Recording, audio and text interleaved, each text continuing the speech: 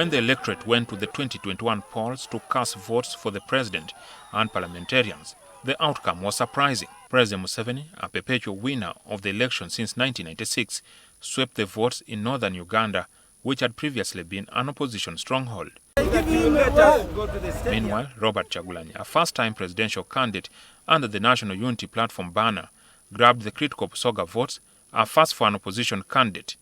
He won in 8 of the 11 districts, leaving just 3 to Museveni. Kyagulanyi captured Buganda as well. People power! Political pundits envisage that both the candidates will maintain the 2021 performance in the forthcoming general elections on the basis that little has changed since then. By 2019, as we headed into 2020, there was already, you would feel that there is a movement building. It's not there now. So the opposition is weaker. So when the opposition is weak, it may not be able to canvass for elections in order to put up a fair show there. But also the party in power.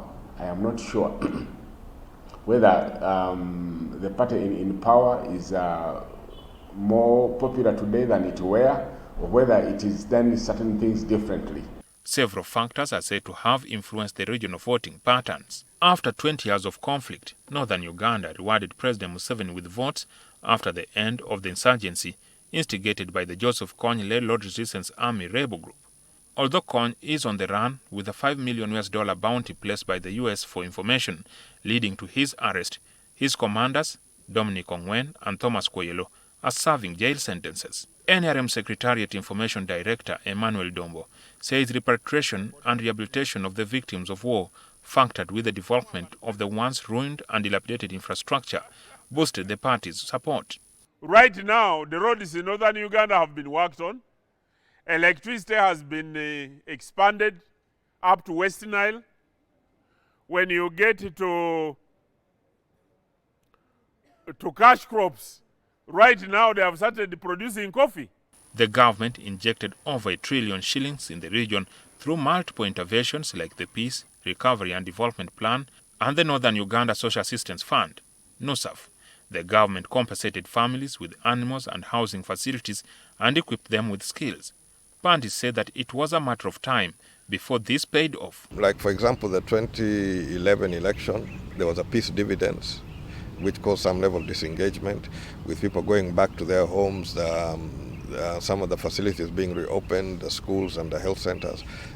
So it changes with each particular issue. As a political player, you must be on top of what the issues are. In 2006, both the NRM and FDC had almost an equal number of MPs in the region, the former having taken 18 seats and the latter 16 parliamentary seats in Acholi.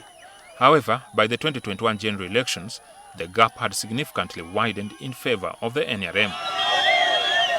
Key opposition figures such as Livingstone Okello, the former MP for Chua County, Professor Maurice Ogengo Latigo, a former leader of the opposition in parliament, Ronald Reagan Okumu, Odongoto, and Beatrice Anywa have over time disengaged from active politics, either having been defeated or suffering fatigue. The former FDC's firebrand, Beatrice Anywa, crossed to NRM, where she was appointed the Minister of State for Water and Environment. You know that I was holding opposition, FDC, in my constituency. For you to go as you went and found it yellow, we did a lot to talk to the people. We had issues when we were in opposition. People were in IDP camps, the fighting was on.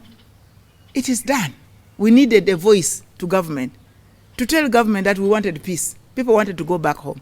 It is unclear when Museveni's half-brother, General Kaleba Kandanwaho, popularly known as Salim Saleh, relocated to the Acholi sub-region, but his capacity to drive support for the regime cannot be underestimated. Salim Saleh, a long-time presidential advisor to Museveni on military matters and the national coordinator of Operation Wealth Creation, wields unfettered influence in the region.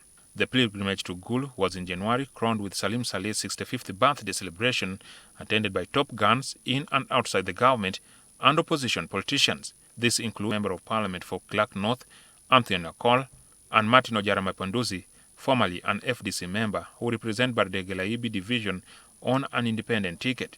Mapenduzi signed a working agreement with NRM.